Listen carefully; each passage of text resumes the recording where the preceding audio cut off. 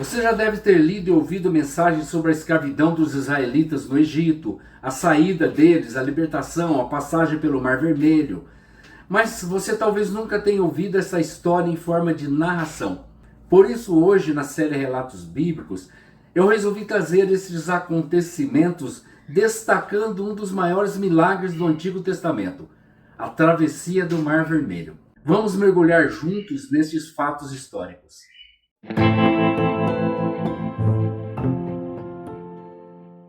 Durante mais de 400 anos, o povo de Israel viveu no Egito, uma terra estrangeira onde se tornaram escravos. Inicialmente, eles haviam sido bem-vindos. Nesta época, José, filho de Jacó, havia se tornado uma figura de destaque no governo egípcio. Mas o tempo passou e as novas gerações de faraós não conheciam a história de José.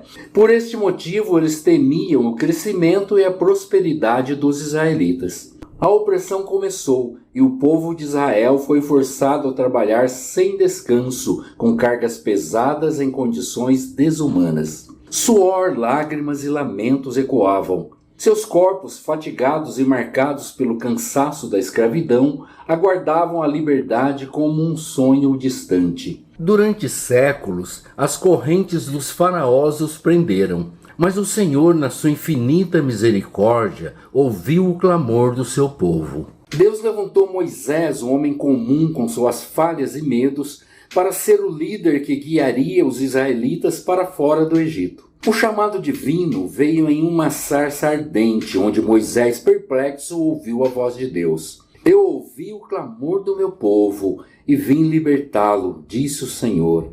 Moisés, hesitante, mas obediente, atendeu a esse chamado. Imediatamente foi à presença do faraó para exigir a libertação do povo de Deus. O faraó, cheio de orgulho e arrogância, endureceu seu coração, recusando-se a libertar os israelitas.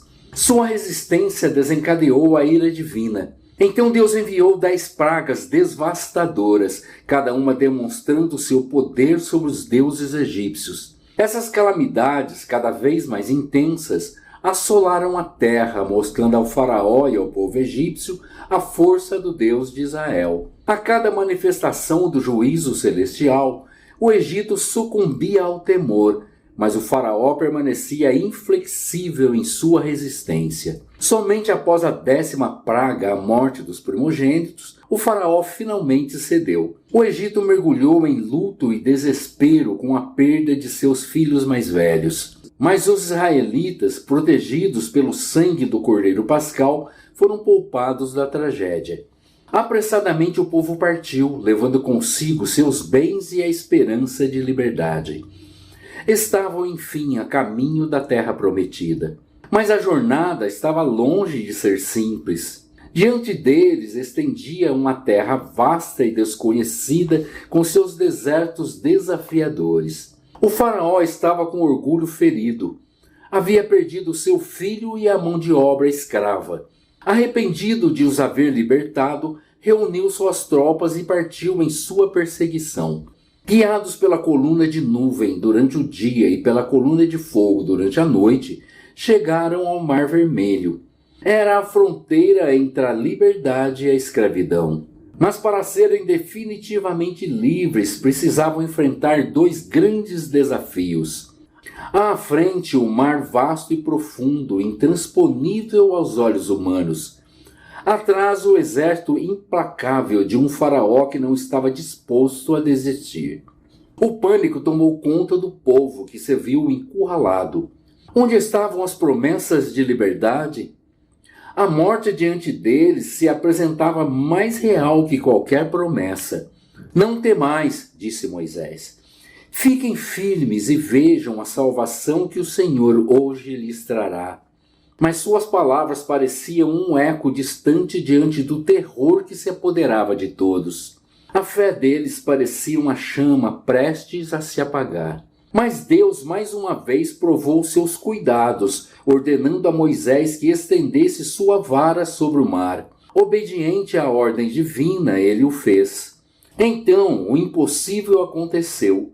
As águas se abriram, formando um caminho seco no fundo do mar, protegido pelas águas que se erguiam como muralhas. O povo, entre o espanto e a fé, seguiu pelo leito do mar.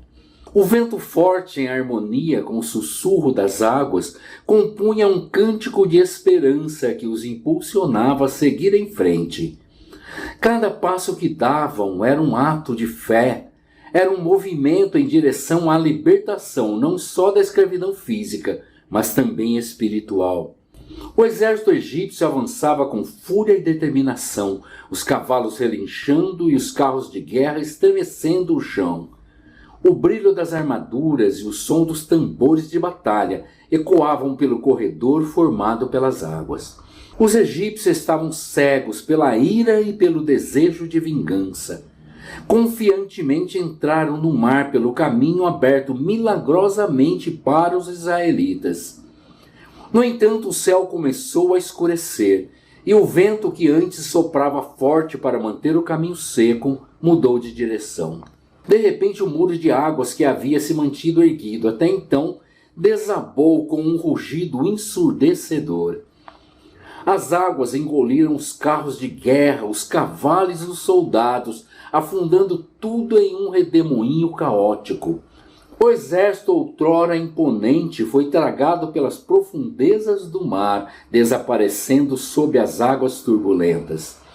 O povo de Israel, do outro lado, contemplava a vitória concedida por Deus.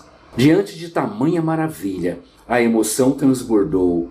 A dúvida que antes habitava seus corações transformou-se em fé inabalável. O silêncio de espanto foi quebrado por uma canção de vitória e redenção. Esta melodia ecoaria por gerações, lembrando-os que mesmo nos momentos mais sombrios, Deus sempre lhes abriria uma saída. Não havia mar grande o suficiente, nem exército forte o bastante para impedir sua obra. O Mar Vermelho se tornou um símbolo da libertação, um testemunho eterno do poder e da fidelidade de Deus.